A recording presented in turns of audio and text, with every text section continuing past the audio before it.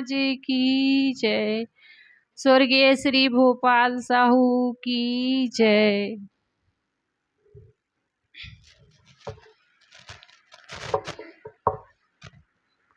हम सबको आज विदित है कि आज के दिन हमारे भैया श्री भोपाल साहू जी हम सबके बीच से इस नश्वर शरीर संसार को छोड़कर चले गए, जिनकी याद में आज हम सब उनकी प्रथम पुण्यतिथि मना रहे हैं। कहा जाता है कि किसी के जाने से कोई काम रुकता नहीं है, चलता सब है, लेकिन उसे की कमी भी कोई पूरा नहीं कर सकता। उसकी कमी सदैव रहती ही है। आज के दिन हम सब एक ऐसी हस्ती को खो दिए हैं जिनकी पूर्ति हम सब मिल करके नहीं कर सकते हैं।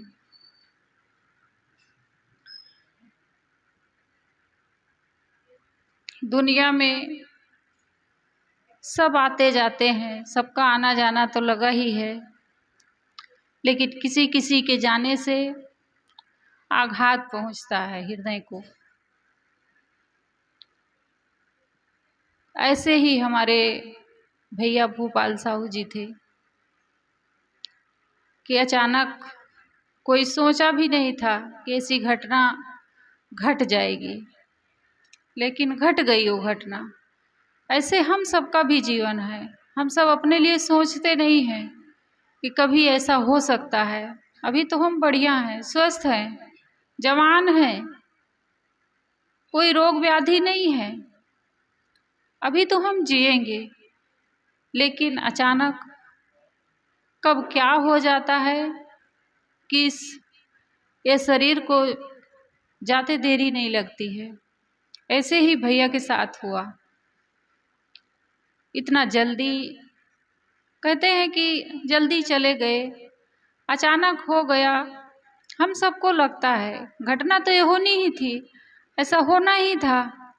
इतने ही दिन के लिए हम सबका उनसे संबंध था और इतने दिन उनके साथ जैसा भी जीवन जिए, अच्छा बुरा ऊंच नीच जीवन जी लिए, लेकिन ये घटना होनी थी और उनको हम सबके बीच से जाना था। हम लोगों को उन्हें खोना था और वो चीज़ हमारे बीच से खो गई। सबके साथ ऐसा होना ही है। हम सबको भी इस दुनिया को छोड़ के जाना है। आइए उन्हीं की स्मृति में हम सब एक भजन सुनते हैं। भजन रखने के लिए हमारे बीच में हमारी छोटी बहन नीलम जी हैं। मैं आपसे निवेदन करती हूँ कि आप अपने मधुर कंठ से भैया की याद में एक भजन रखने की कृपा करें।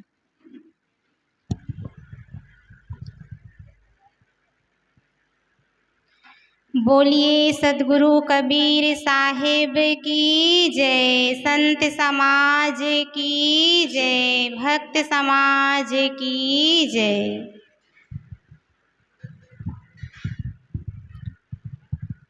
परम पूज्य गुरुदेव जी, अर्शनी वंदनीय संत समाज, सत्संग प्रेमी भक्त सज्जनों, ममतामयी माताओं, श्री साहिब जी की ओर से मेरे लिए भी आज्ञा हुई है। आज्ञा पालनार्थ सद्गुरु कबीर साहिब जी का एक पद प्रस्तुत है।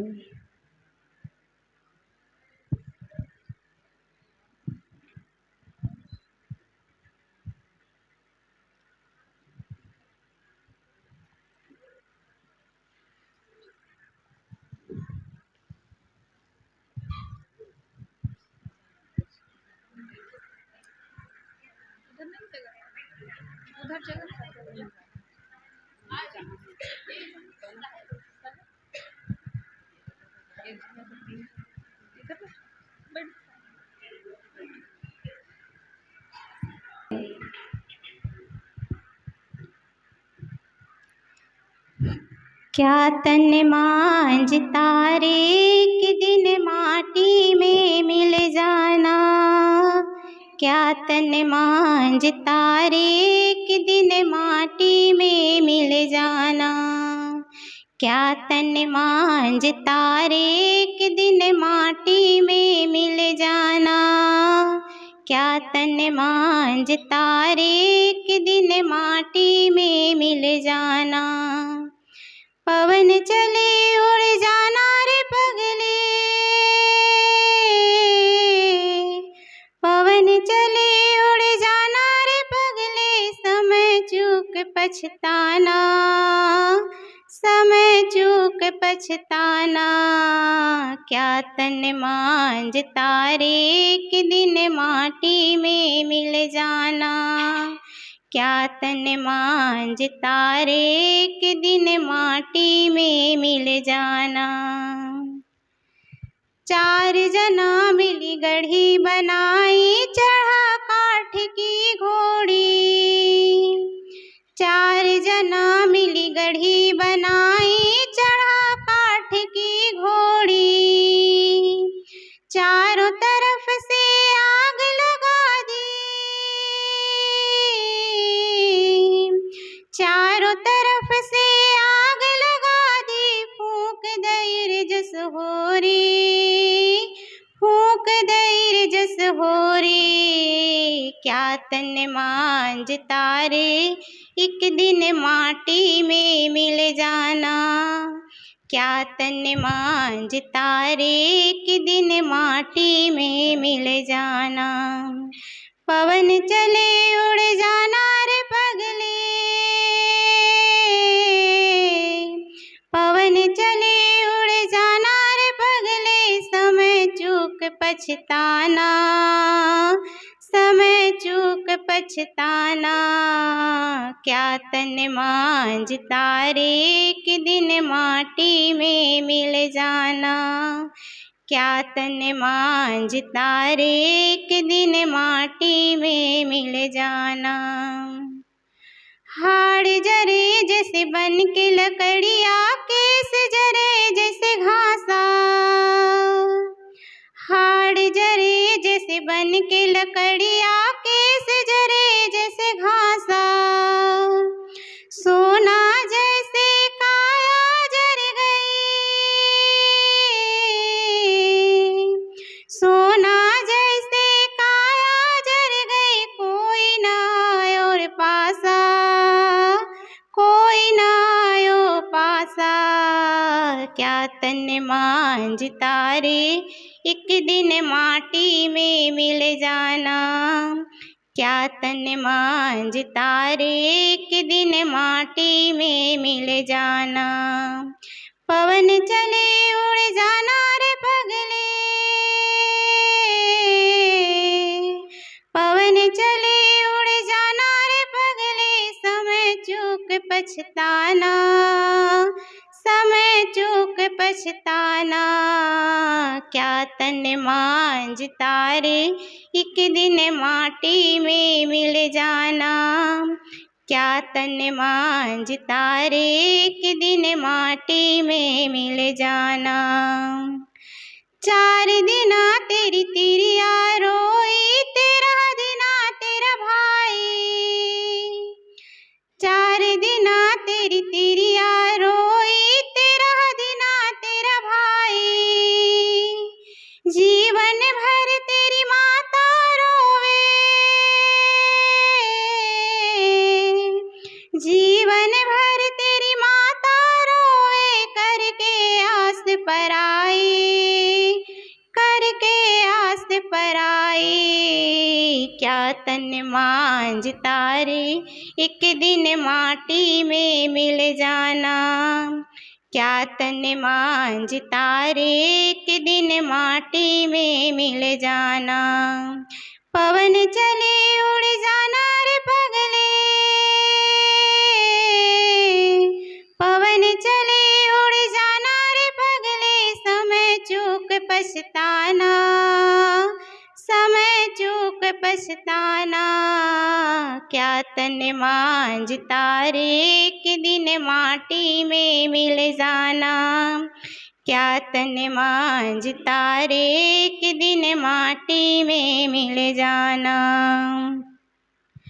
माटी ओढ़ना माटी बिछौना माटी का सिरहाना, माटी ओढ़ना माटी बिछौना माटी का सिरहाना, माटी ओढ़ना माटी बिछौना माटी का सिरहाना, माटी ओढ़ना माटी बिछौना माटी का सिरहाना। कहत कबीरा सुन ले रे बंदे,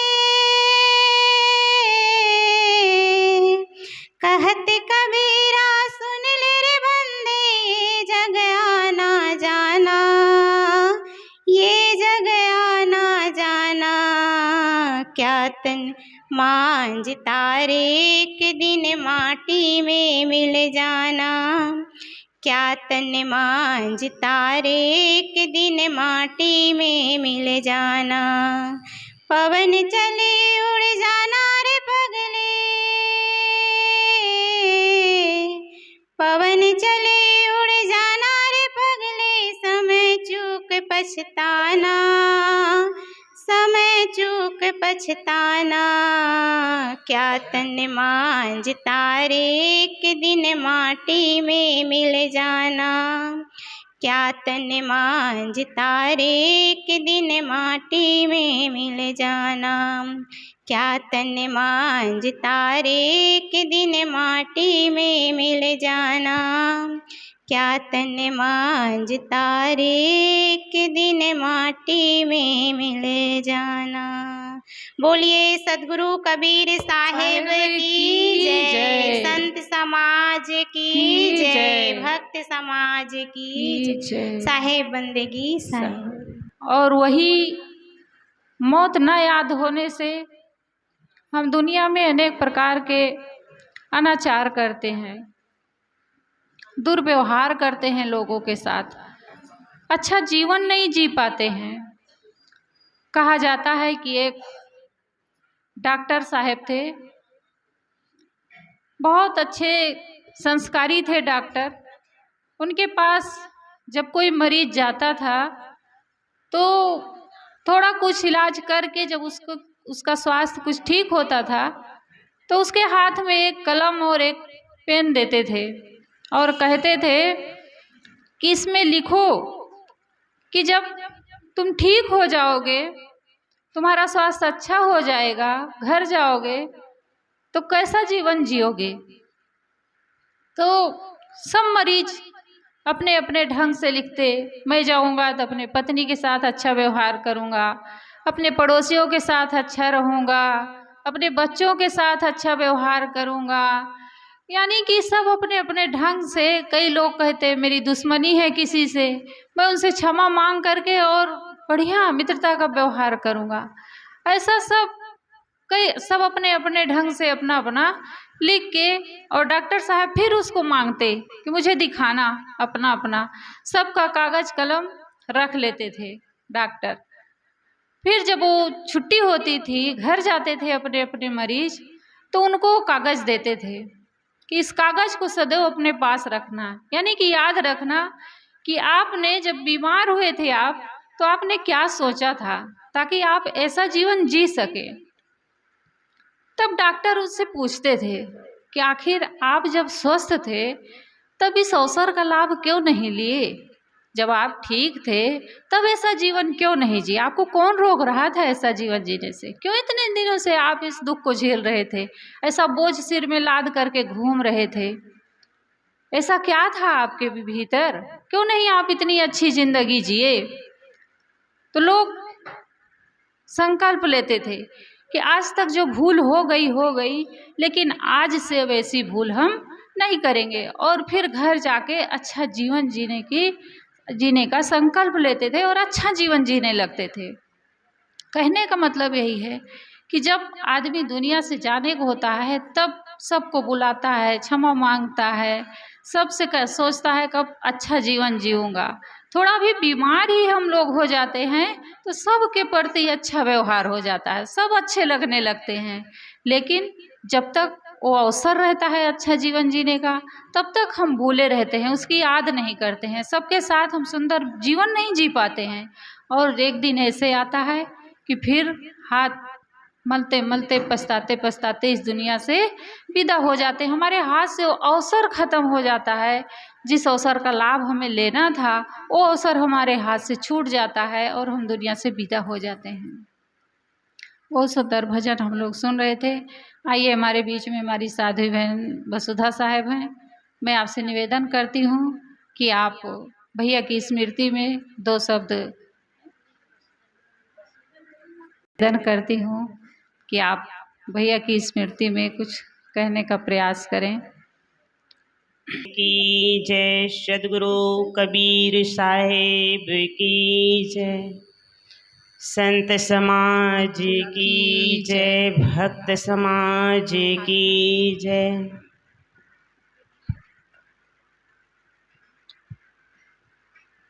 लगा दो।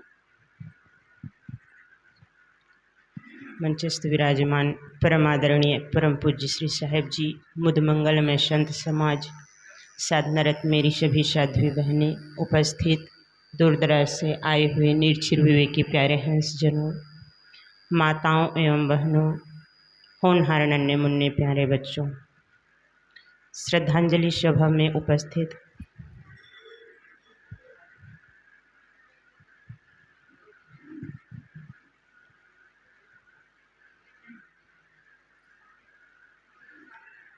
मेरे लिए भी आज्ञा हुई है, सो आज्ञा पालनार्थ एक पद आप लोगों के समक्ष बोलिए सदगुरुदेव की जय। आए हैं सो जाएंगे, राजा रंक फकीर, एक सिंहासन चढ़ी चले, एक बंधे जात जंजीर, एक बंधे जात जंजीर हो, एक बंधे जात जंजीर। मेलाई 2 दिन का दुनिया में प्यारे, मेलाई 2 दिन का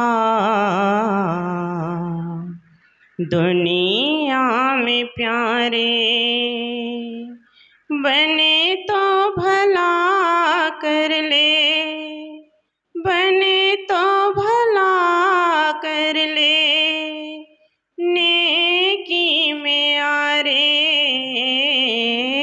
मेलाई 2 दिन का दुनिया में प्यारे, मेलाई 2 दिन का दुनिया में प्यारे।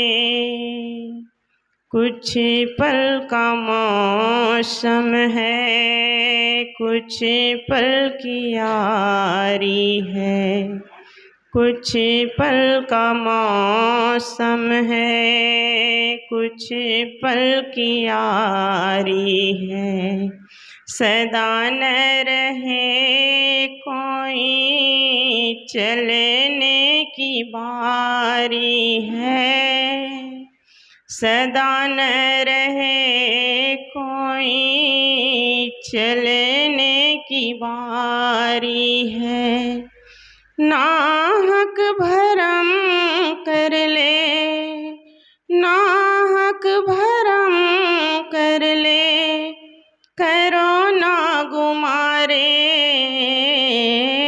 मेलाई 2 दिन का दुनिया में प्यारे, मेलाई 2 दिन का दुनिया में प्यारे। दुनिया में आया है नेकी कमाले, दुनिया में आया है कमाले, खुद को बंधा ले आ बंधन छुड़ा ले, खुद को बंधा ले आ बंधन छुड़ा ले। चाहे जो कर ले अभी, चाहे जो कर ले अभी, समय ना गंवारे, मिलाए दो दिन का दुनिया में प्यारे, मिलाए दो दिन का दुनिया में प्यारे। सबकी भलाई सोचे दिल वही समंदर, सबकी भलाई सोचे दिल वही समंदर। सदा न रहे कोई दुनिया के अंदर, सदा न रहे कोई दुनिया के अंदर। समय चंद पल का है, समय चंद पल का है, कर ले भला रे, मिलाए दो दिन का दुनिया में प्यारे, मिलाए दो दिन का दुनिया में प्यारे। बने तो भला कर ले, बने तो भला कर ले, नेकी में आरे, मिलाए दो दिन का दुनिया में प्यारे। प्रेम से बोलिए सद्गुरुदेव की जय। विचार रखने के लिए मैं आमंत्रित करती हूँ हमारी परम आदरणीय श्री सुचेता साहेब जी को। थोड़ा थोड़ा सब लोग बोलेंगे क्योंकि समय का भी अभाव है। बोलिए सद्गुरुदेव की जय।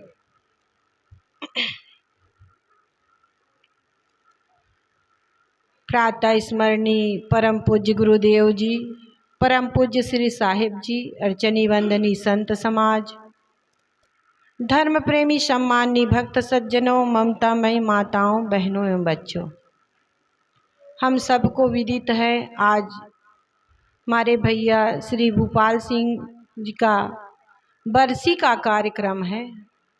आज हम उनकी स्मृति दिवस मना रहे हैं। हम सबको जैसे आज भैया चले गए, इसी प्रकार हम सबको इस संसार से जाना है।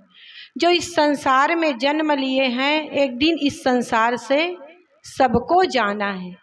लेकिन जाने के पहले हम अपने जीवन को सुंदर, पवित्र, निर्मल बना के जिए, क्योंकि हमारे साथ ये बाहर का कुछ भी जाने वाला नहीं है। जो भौतिक धन संपत्ति उपलब्धियां हैं, वो कुछ भी जाने वाला नहीं है। जाएगा बस कर्मों का संस्कार। आज हमारे भोपाल भैया, हम लोग जब से आए थे इतना अच्छा व्यवहार, अपनी बहन के समान, सगी बहन के समान हम लोगों के साथ इतना अच्छा व्यवहार। कहते थे भाई साहेब जी जो भी चाहिए, कुछ भी हम लोग बता देते थे, तुरंत लेके आ जाते थे। तो ऐसा व्यवहार, आज उसके सद्गुणों की हम चर्चा कर रहे हैं, क्योंकि जाने के बाद एक सद्गुण ही रह जाता है, उनके गुणों की ही चर्चा रह जाती है। इसलिए हम सबको आज मानव का जीवन मिला हुआ है, और मानव का जीवन मिला हुआ है तो उसमें हम सोच समझ कर जीवन को जिए, क्योंकि जीवन का कोई भरोसा नहीं कब मौत आ जाए। इसलिए इस संसार से जाने के पहले हम शुद्ध संस्कारों की पूंजी एकत्रित कर ले। आज हम मानव जीवन में है, कर्म भूमिका में है, कर्मों को करने में स्वतंत्र है। अन्य खानिया तो भोग भूमिका है, वहाँ केवल खाने पीने और भोगों को भोगने तक ही सीमित है। लेकिन आज हम कर्म भूमिका में हैं। आज हम अपने जीवन को सुधार सकते हैं। इसलिए मृत्यु यात्रा में चलने के पूर्व हम अपने अंतःकरण में शुद्ध संस्कारों की पूंजी एकत्रित कर ले। जब तक दीपक जल रहा है तब तक हम अपनी घर की सफाई कर ले, नहीं तो दीपक के बुझते ही अंधेरा हो जाएगा और हम कुछ नहीं कर पाएंगे। इसी प्रकार जीवन रूपी दीपक जब तक जल रहा है तब तक हम अपने अंतःकरण में अब शुद्ध संस्कारों की पूंजी एकत्रित कर ले, क्योंकि श्वास रूपी तेल जब तक समाप्त हो जाएगा जीवन रूपी दीपक बुझ जाएगा और हम कुछ नहीं कर पाएंगे। इसलिए मौत आने के पहले हम अपने जीवन में धर्म का, परमार्थ का काम करें, दिन दुखियों की सेवा करें, भूखे को भोजन और प्यासे को पानी पिलाएं और इस शरीर और संसार की नश्वरता को, क्षणभंगुरता को समझकर सावधान हो जाएं और अपने जीवन को धर्म में लगाए, तभी ये मानव जीवन सार्थक होगा। आज भैया यहाँ से चले गए और वो जाकर हमें एक शिक्षा देकर गए हैं कि मैं जा रहा हूँ, ये पुत्र परिवार धन संपत्ति कुछ भी नहीं ले गया मैं, और क्या ले गया, बस कर्म संस्कारों की पूंजी। इसलिए उनके प्रति हमारी सच्ची श्रद्धांजलि तभी होगी जब हम उनके जीवन के गुणों को, सद्गुणों को अपने जीवन में धारण करेंगे और जो कमियां रही होंगी, कोई दोष रहा होगा, उनको नज़रअंदाज करते हुए अपने जीवन में केवल सद्गुणों की कमाई करते रहें, तभी हम उनके प्रति ये सच्ची श्रद्धांजलि होगी। मैं भोपाल भैया को श्रद्धा सुमन समर्पित करते हुए अपनी वाणी को विराम देती हूँ। बोलिए सद्गुरुदेव की जय। कितना सरल था। हम लोगों को 4 साल उनके बीच रहने का अवसर मिला और आश्रम में तो मैं ऐसा ही मानती थी कि सबसे ज़्यादा भैया मुझे ही प्रेम करते थे। ऐसा मेरा मानना था, अनुभव था। सबको करते थे प्रेम, ऐसा नहीं है कि किसी के साथ उनका कोई नाराज़गी रही, कुछ रहा, सबको मानते थे, लेकिन मेरा ऐसा अनुभव होता था। और उनके अंदर कितनी विनम्रता, कितनी भक्ति, और फिर मुझे उनसे बात करने का अवसर ही नहीं मिला। उनकी बहुत सारी यादें हैं हम लोगों के पास। 4 साल में ऐसा लगता था कि हम लोग बहुत दिनों से यहाँ रह रहे हैं और उनसे ऐसा संबंध है हम लोगों का, प्रेम का, भाई बहन का। एक बार शाम को करीब 7 बज रहे थे, हम लोग बैठे भोजन कर रहे थे। शाम को आश्रम गए तो मैं देखी और खुश हो गई। मैं कहीं हंसने लगी, कैसे भैया आज आना हो गया सुबह सुबह आपका, वो शाम को इतना रात को कैसे आना हो गया? तो कहे कि अरे मन हुआ तुरंत मैं उठा और आ गया आश्रम। तो मैं कही लाओ चलो भैया भोजन करो, बैठो। कहे जब आता हूँ तो तुम लोग बस भोजन करो, ये खाओ वो खाओ, बस तुरंत खिलाने में लग जाते हो और मैं तुम लोगों को खिलाने को सोच रहा हूँ। तो मैं कही अच्छा तो कब आए भैया हम लोग खाने के लिए? कहीं आने की ज़रूरत नहीं है। तो 2000 रुपये निकाले और मुझे देने लगे। तो मैं कही कैसे भैया, पैसा क्यों दे रहे हो? कहे कि तुम नहीं जानती हो, बोनस आया है मेरा, बहुत दिन का ये रुका था, अभी तुरंत मेरे मोबाइल में मैसेज आया और मैं देखा और सीधा आश्रम आ गया लेके कि पहले इसको दान करना चाहिए। उनके अंदर हम लोग देखते थे इतनी उदारता थी, कभी भी कुछ भी लाते आश्रम के लिए, कभी जाते लाते तो कभी पैसा लेते ही नहीं थे। कितना भी कहें हम लोग कि भैया हम लोग मंगाएंगे नहीं कोई चीज़, अगर ऐसा करोगे तो संकोच बस मंगाते नहीं थे उनसे। कहते थे साहब निश्चिंत होके हमसे कहा करो और इन चीज़ों को कभी इस बारे में कभी आप लोग संकोच मत किया करो कि हम ये चीज़ ले आए और पैसा नहीं लिए। तो उनके अंदर बहुत सारी उदारता, उनके अंदर भक्ति भावना, सरलता, गुरु के प्रति समर्पण उठ के उनके अंदर भरा था और यही सब सीख हम लोगों को भी लेना है। आइए बसुधा साहब नहीं थी, मैं आ गई हम सबके बीच। आइए थोड़ा सा उनसे भी 2 मिनट सुन लेते हैं भैया की स्मृति में। की जय। प्रातः स्मरणीय परम पूज्य गुरुदेव जी, परम पूज्य श्री साहेब जी, अचन्य वंदनीय संत समाज, सत्संग प्रेमी भक्त सज्जनों, भक्ति की स्रोत भक्तिमती माताओं, आज हम सब भैया जी के श्रद्धांजलि सभा बरसी के रूप में आज ये सत्संग का आयोजन किया गया है।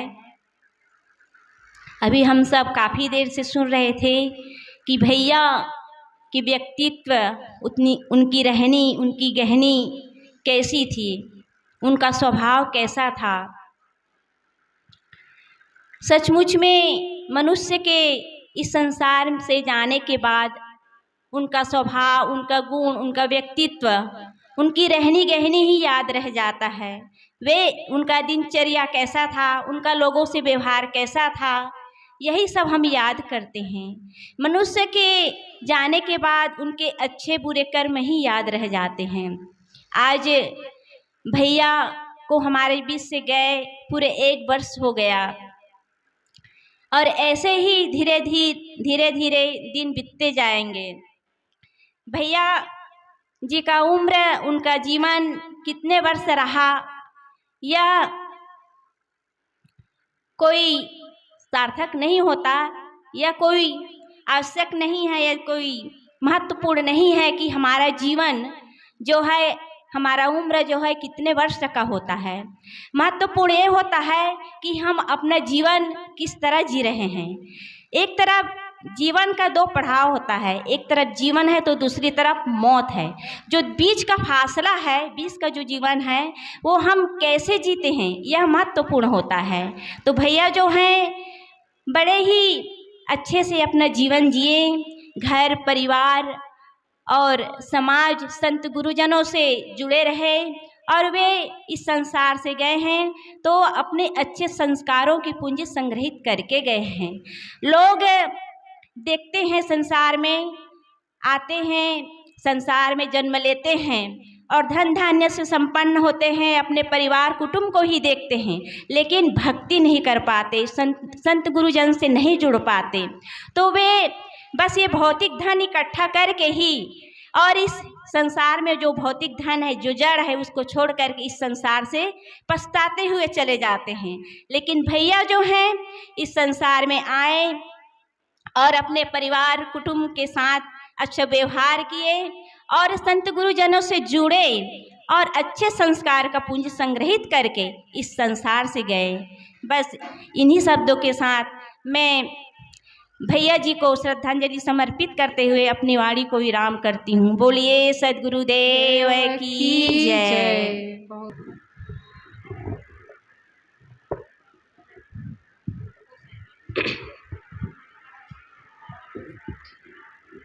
बोलिए सदगुरु कबीर साहिब की जय, संत समाज की जय, भक्त समाज की जय।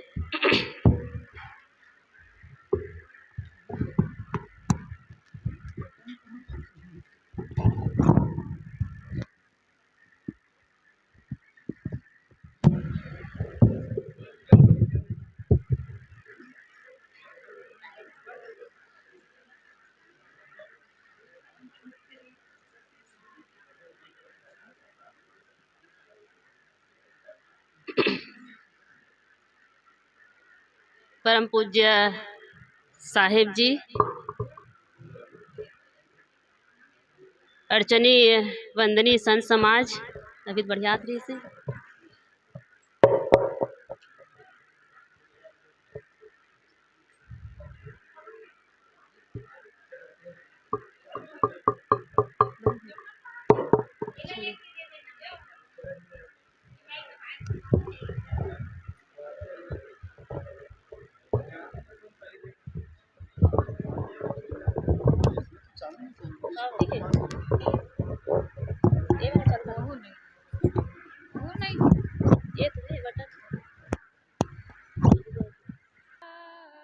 निकाले अंधेरा, ना कुछ तेरा बंधे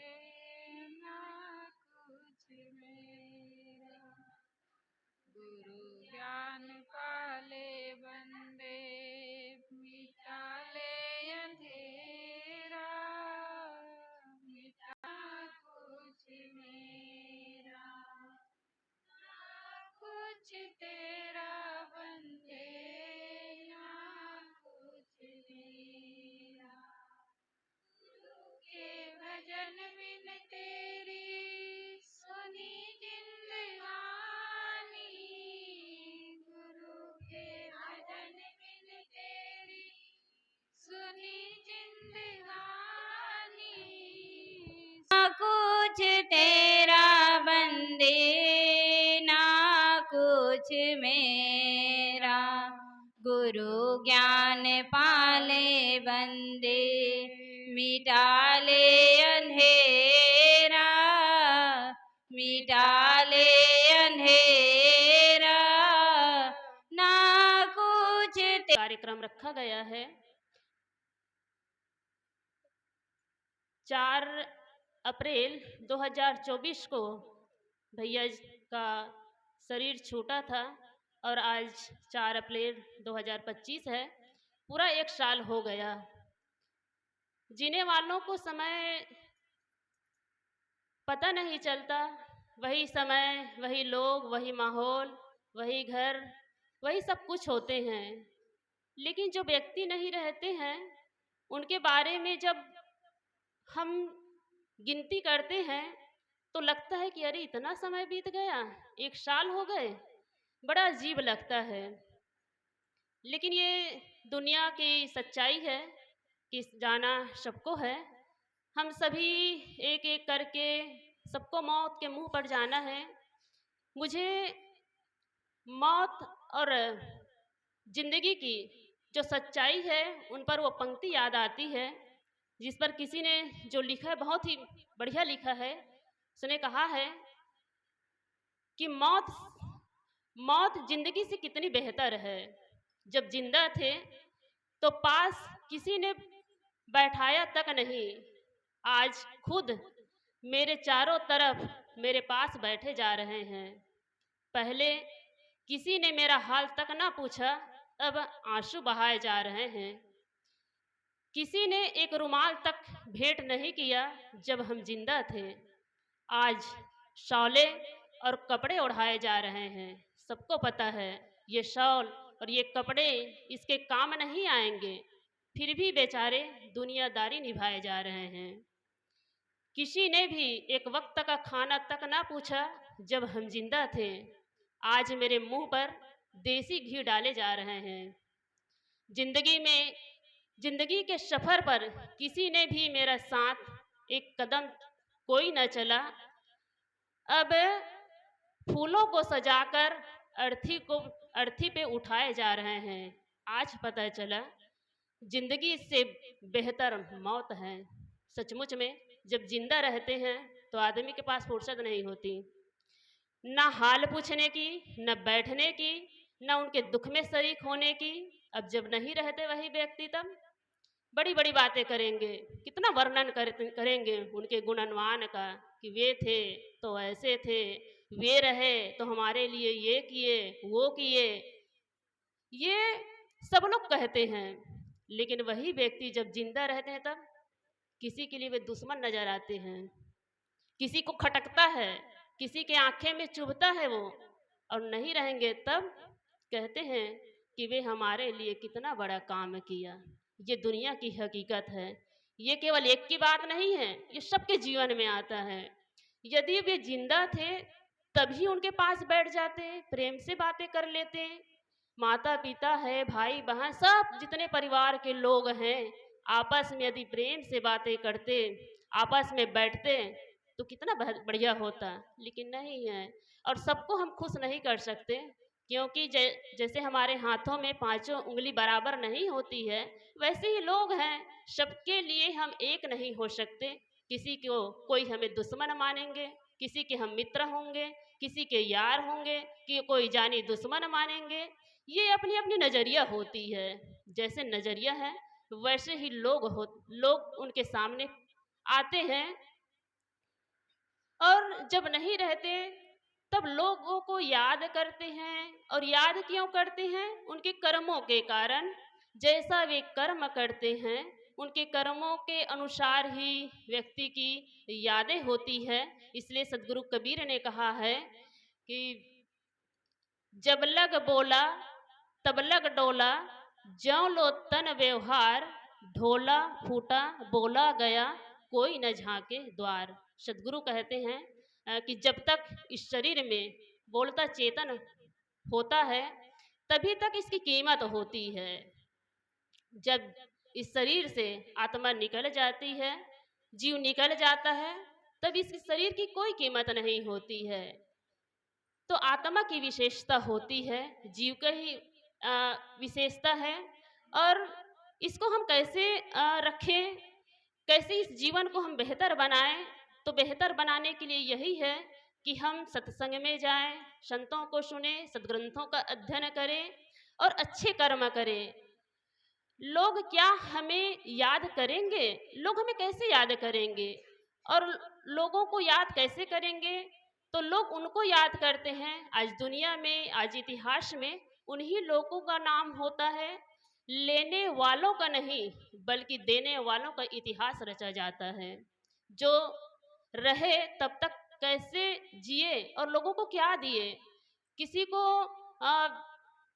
जीवन दिए, किसी के लिए अच्छे उपदेश दिए, और उनके ज्ञान से, उनके उपदेशों से जो जन कल्याण होता है, जो लोगों का कल्याण होता है, उन्हीं लोगों को याद करते हैं।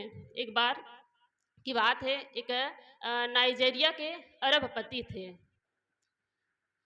अरबपति थे तो उनके पास एक रेडियो संवाददाता आते हैं, और संवाददाता ने उनका नाम था अरबपति का फेमी ओटेटोला।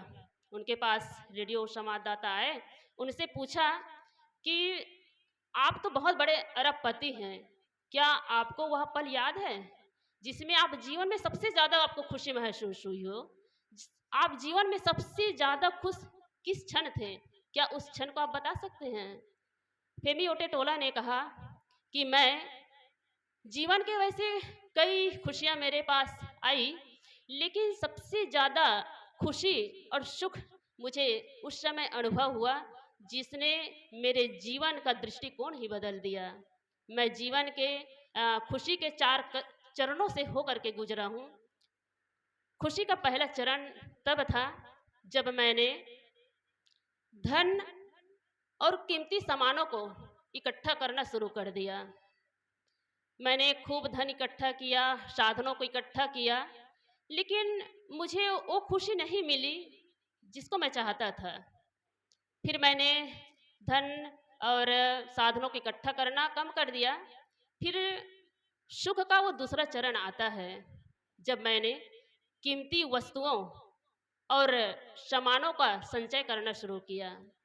लेकिन मुझे लगा कि ये जो कीमती सामान और वस्तुएं हैं, ये अस्थायी है, ये स्थायी नहीं रहेगी। ये समय के साथ में कीमती वस्तुओं की जो चमक है वह दूर हो जाएगी। इसमें भी मुझे सुख नहीं मिला। फिर खुशी का भी तीसरा चरण आता है। बात उस समय की है जब नाइजीरिया में पेट्रोल आपूर्ति के 95% मेरे पास पेट्रोल की आपूर्ति थी, और उस समय मुझे बहुत बड़ा प्रोजेक्ट मिला। उस समय अफ्रीका और एशिया का मैं बहुत बड़ा पोत मालिक था, लेकिन इसमें भी मुझे वो खुशी नहीं मिली जिसकी मैंने कल्पना की थी। फिर खुशी का वो चौथा चरण आता है। एक दिन मेरे मित्र मेरे पास आए। मेरे मित्र ने कहा कि विकलांग बच्चे हैं और 200 बच्चे हैं, उनके लिए 200 व्हील चेयर खरीद दीजिए। मैंने मित्र के कहने पर 200 व्हील चेयर खरीदी। फिर मित्र ने मुझे जिद किया कि इस व्हील चेयर को अपने हाथों से दे दीजिए उन बच्चों को। मैंने मित्र के जिद करने पर वहाँ गया जहाँ विकलांग बच्चे थे, और सबको, उस बच्चों को मैं अपने हाथों से व्हील चेयर बांटी, सबको व्हील चेयर दिए। तो उस समय मुझे वह लगा कि सभी बच्चे व्हील चेयर में कोई बैठे थे, कोई मस्ती कर रहे थे, और कोई आपस में बातें शेयर कर रहे थे। उस समय ऐसा लगा जैसे कि कोई पिकनिक स्पॉट पर गया हो और बहुत बड़ा उसे कोई टॉफ़ी मिला हो जिसको वे शेयर कर रहे हो। फिर मुझे वहाँ से निकलने का वक्त आया। मैंने जैसे ही घर आने के लिए निकला तो उस बच्चों में से एक बच्चे आए और उसने मेरी टांग पकड़ ली। मैंने उस बच्चे के हाथ को अपने टांग से छुड़ाना चाहा, तो वह बच्चा मेरे चेहरे को देखा और कस के पकड़ लिए। मैं थोड़ा झुका और उस बच्चे से कहा कि बेटा, क्या तुम्हें कुछ और चाहिए? उस बच्चा ने जो जवाब दिया, वह जवाब जीवन के प्रति मेरी नज़रिया ही नहीं, बल्कि मेरी जो दृष्टिकोण और जो जीने की शैली थी वह बदल दिए। उस बच्चे ने कहा कि मैं आपका चेहरा याद रखना चाहता हूँ, ताकि स्वर्ग में हम मिले तो आपको एक बार फिर से धन्यवाद दे सकूं। क्या हम ऐसे हैं? लोग हमें कैसे पसंद करेंगे? क्या लोग हमारा चेहरा देखना पसंद करेंगे? क्या लोग हमसे वो चाहेंगे कि इनसे हमें फिर मुलाकात हो, ये हमें हर जीवन में मिले? ये है जीवन। हम जहाँ तक जिस परिवार, जिस समाज की कुंडली में रहते हैं, क्या लोग हमें पसंद करते हैं? क्या लोग हमें चाहते हैं कि ये हमसे मिले, हमसे जुड़े? यही है जीवन जीने की शैली, और इसी को ही कहा जाता है जीवन, जिससे लोग आदर्श ले, जिससे लोग प्रेरणा ले।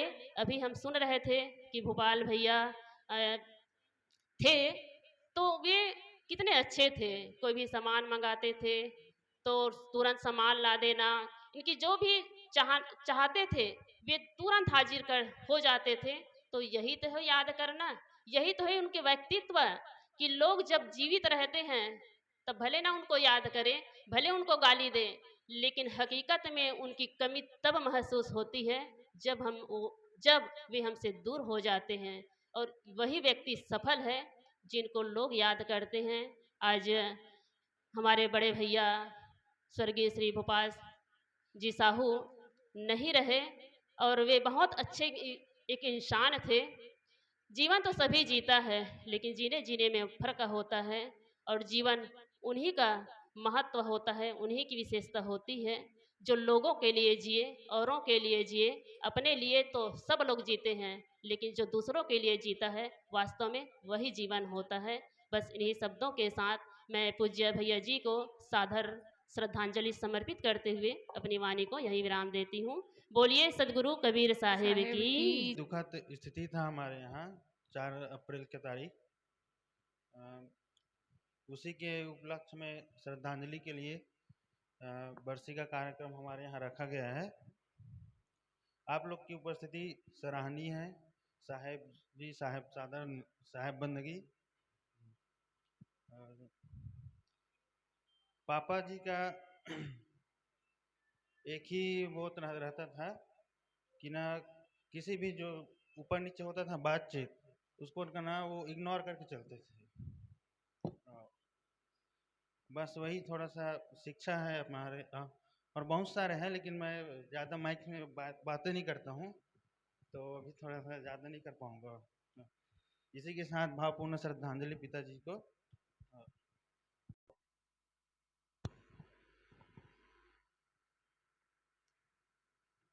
क्षमा के भीतर में बहुत सारे भाव भरे हैं, लेकिन व्यक्त नहीं कर सकते हैं क्योंकि यादें ताज़ा हो जाती हैं, तो भीतर से इतना दुखी हो जाते हैं कि बोल नहीं सकते हैं। हम सब उनकी भावनाओं को समझ रहे हैं। धर्मेश, आप भी कुछ कहेंगे? आइए हमारे बीच में हमारे गांव के आदरणीय भैया नारायण जी कहाँ बैठे हैं? नारायण गुरु जी, आइए भैया, 2 शब्द भैया की याद में।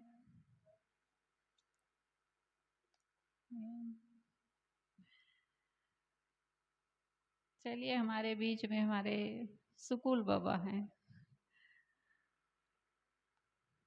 आप सब एक साथ बैठते थे, बड़ा अच्छा लगता था देख के। उनके साथ बहुत सारी यादें होंगी आप सबके बीच। चलिए, हमारे बीच में हमारे शत्रुघ्न गुरु जी हैं। मैं आपसे निवेदन करती हूँ कि आप आएँ और बस 2 मिनट में अपने भाव व्यक्त करेंगे।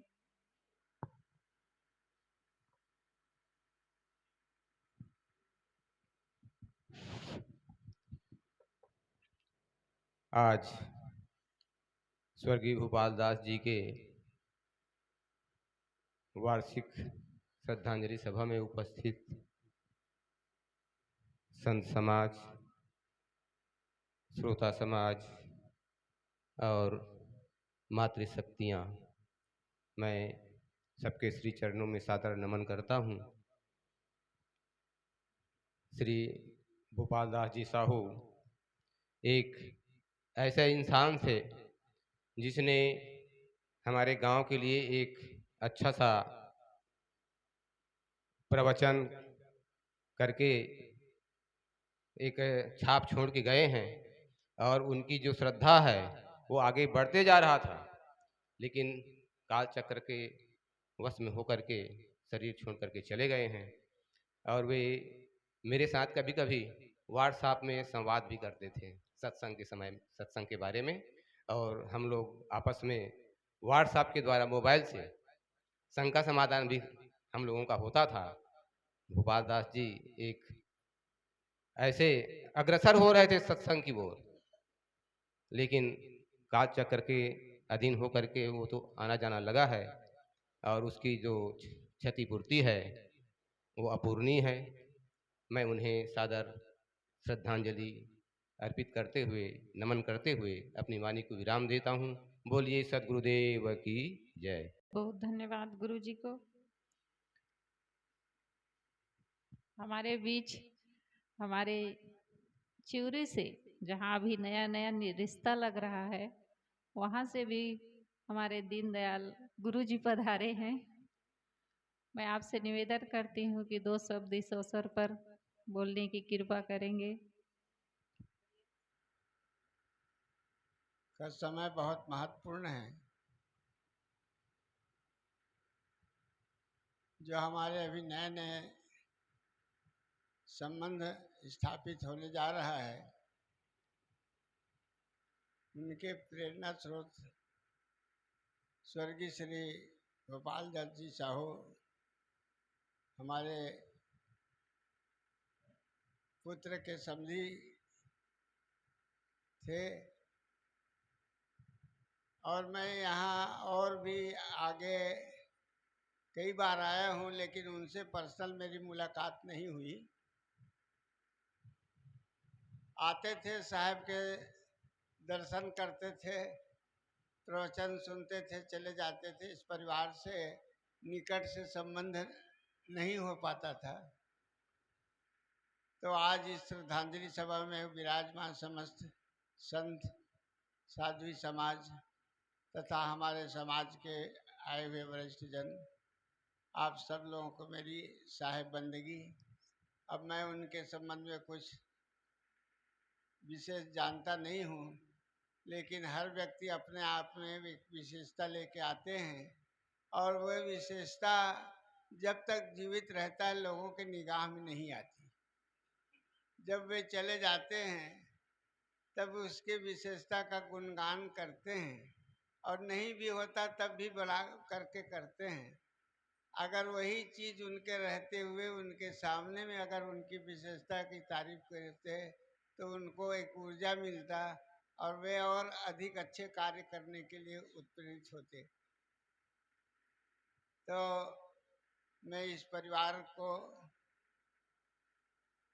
जो 1 साल से अपने स्वर्गीय भाई से बिछड़े हैं, उनके प्रति सहानुभूति व्यक्त करते हुए और उस आत्मा को अपनी ओर से श्रद्धांजलि अर्पित करते हुए मैं अपनी वाणी को विराम देता हूँ। बोलिए साहेब बंदगी साहेब।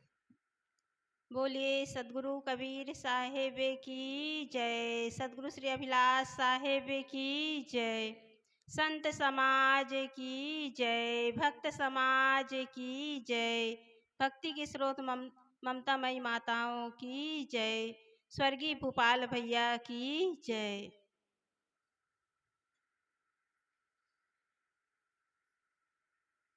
उपस्थित परम आदरणीय, परम सम्माननीय, परम श्रद्धेय श्री साहिब जी, वंदन अर्चनी वंदनीय संत समाज, धर्मानुरागी आत्मी बंधुओं, भक्ति के स्रोत ममतामयी माताओं, हम सबको विदित है कि हमारे बीच बड़े भैया श्री भूपाल दास जी हमारे बीच नहीं रहे।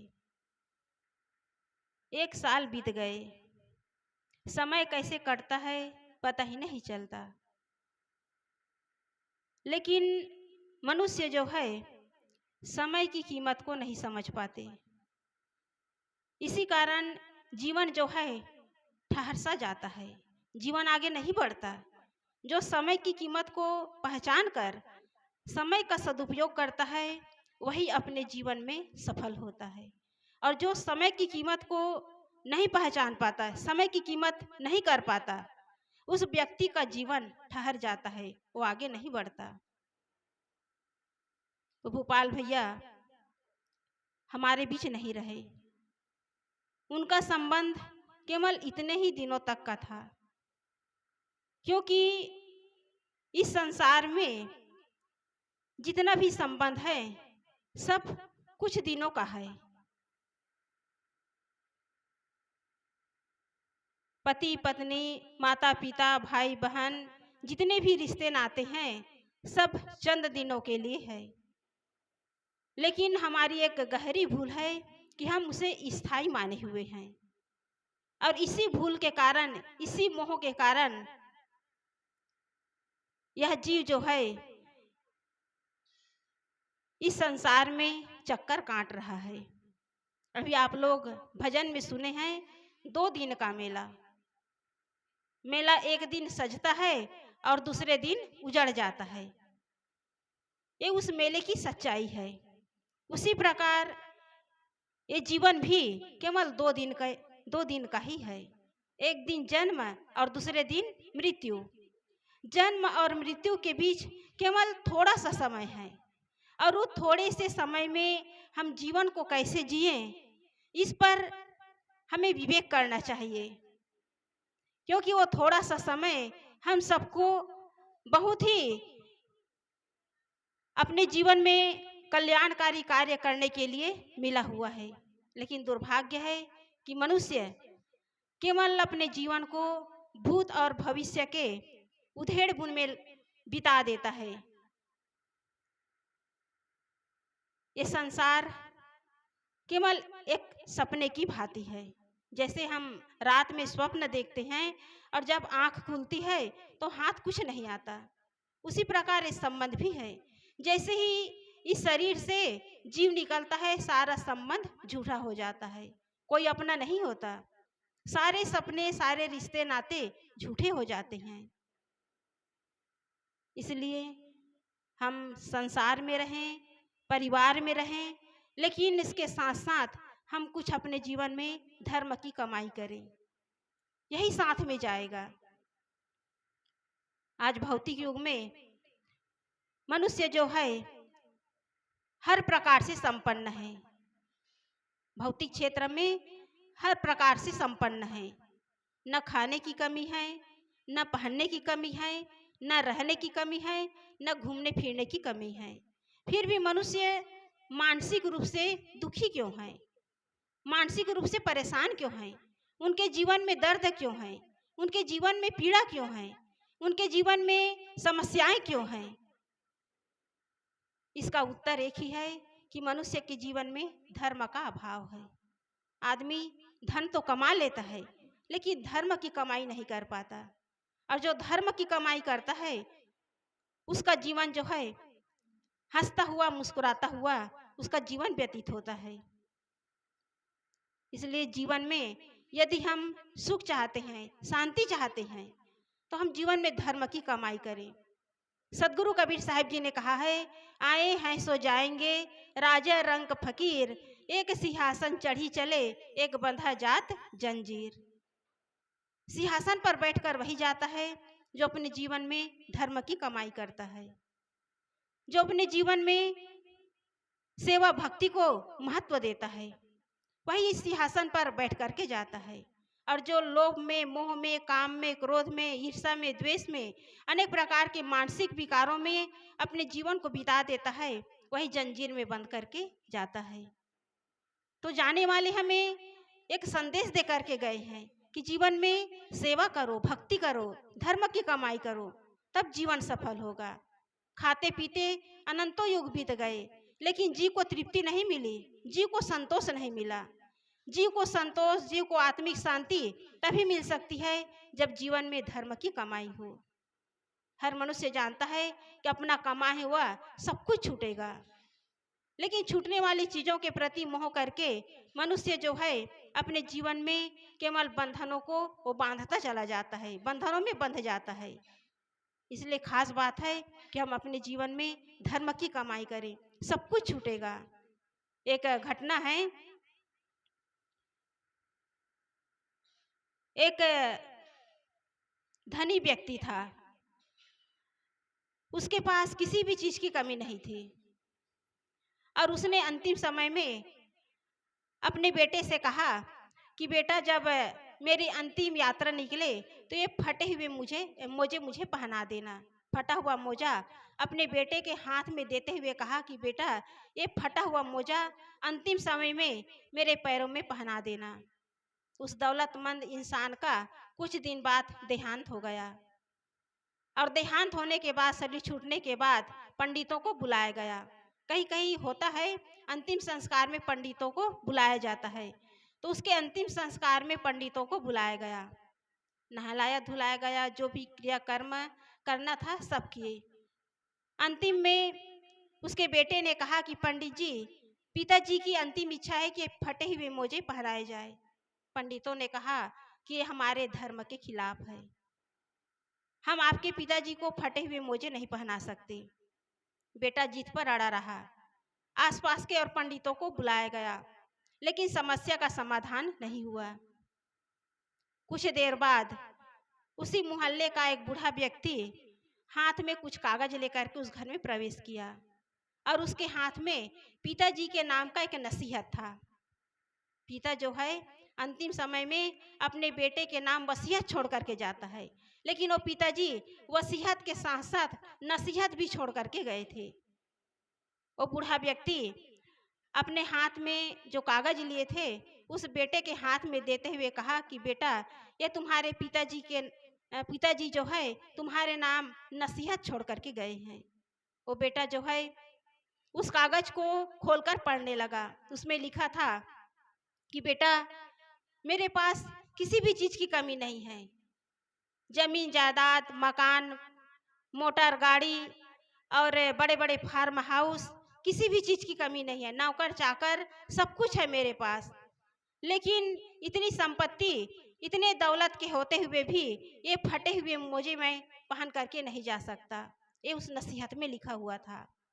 उसमें आगे भी लिखा था कि बेटा धन की कमाई करना, लेकिन धन कमाने के लिए किसी का दिल मत दुखाना, और धन कमाना तो उसे धर्म में लगाना। आगे उसमें भी लिखा था कि हर व्यक्ति जानता है कि एक दिन सब कुछ छूटने वाला है, लेकिन मनुष्य जीवन भर धन कमाता है जब तक उसका निधन न हो जाए। और उसमें खास बात यह भी लिखा हुआ था कि बेटा कोई तुम्हें दिल की बात बताए तो दिमाग से जवाब मत देना। उसमें आगे ये भी लिखा था कि जीवन में यदि परिवर्तन आता है तो गलत निर्णय के कारण आता है। कभी अपने जीवन में गलत निर्णय मत लेना, सोच समझ करके ही निर्णय लेना। तो जीवन में खास बात यही है कि हम धर्म की कमाई करें, धन के साथ साथ धर्म की कमाई करें। भूपाल भैया हमारे बीच नहीं रहे, लेकिन धन तो कमाया, लेकिन साथ साथ धर्म कमा करके भी गए। हम लोग शुरू में आश्रम में आए थे तो समिति वाले जो भाई हैं उनका तो भरपूर सहयोग मिला, प्रेम मिला, हर तरह का सहयोग मिला, लेकिन भूपाल भैया उस सबसे आगे थे। किसी भी चीज की कमी नहीं होने देते थे। वो क्षमा के साथ कभी सब्जी लेकर, कभी कुछ चीज लेकर के सबसे पहले पहुंच जाते थे। उसके अंदर संतों के प्रति, हम बहनों के प्रति इतना अटूट प्रेम था, अटूट उनके अंदर श्रद्धा थी कि हम उसे शब्दों से बयान नहीं कर सकते। उसकी कमी को कोई पूरा नहीं कर सकता। इसलिए आदमी जब तक हमारे बीच में है उसकी कीमत हम समझ नहीं पाते। इस दुनिया से जाने के बाद उसकी कीमत समझ में आती है। कहा भी गया है गुल की रौनक होती है खिल जाने के बाद, और आदमी की कीमत होती है संसार से निकल जाने के बाद। जीते जी हम आदमी की कीमत को समझें। गुरुदेव जी का सूत्र है कि जन ही धन है।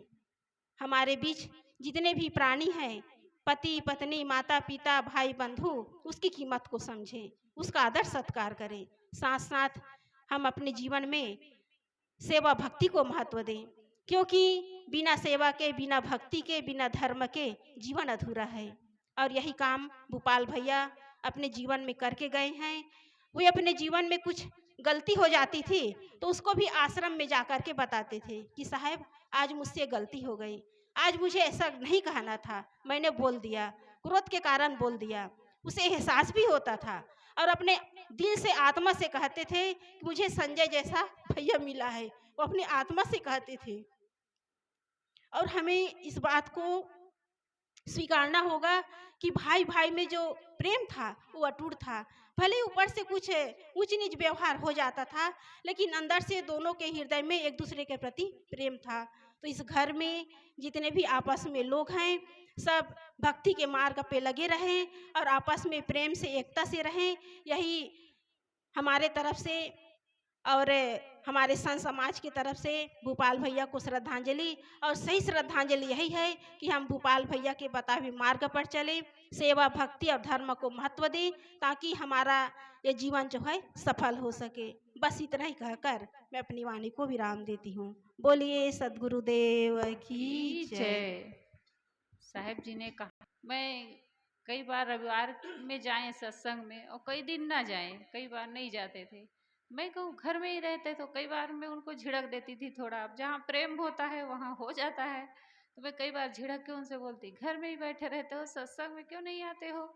तो कहें कि मैं क्या करूँ, जो बोलते हो मेरे लिए ही तो तुम लोग बोलते हो सब, मैं वैसा जी नहीं पाता हूँ, इसलिए मुझको बहुत चोट लगती है। सचमुच में ये सब जो कुछ अंदर से करेगा भक्ति साधना, वही इन सब चीज़ों को महसूस कर सकता है। यही से पता चलता है कि भीतर में आदमी कितना काम कर रहा अपने। तो उनको सचमुच में बहुत लगता था। भैया कहते थे घर से सब सुनता हूँ साहब। तो मैं कही घर में सुनने से हम कैसे जानेंगे घर से सुन रहे हो? तो भले नहीं आता हूँ लेकिन मैं पूरा सुनता हूँ, कौन कौन बोला, कौन कौन क्या क्या बोला है, उस विषय को भी बता देते थे, घर से सुने रहते थे वो। तो उनको सचमुच में ये सब चीज़ों का बहुत महसूस होता था और डूबे रहते थे भक्ति भजन में। इन चीज़ों का तो मैं अच्छी तरह से अनुभव की हूँ। बहुत बहुत धन्यवाद पूज्य साहेब जी को। आइए हमारे बीच में पूज्य श्री सुकृत साहेब जी हैं। मैं साहेब जी से करबद्ध निवेदन करती हूँ कि आप भी कुछ ही मिनट में अपने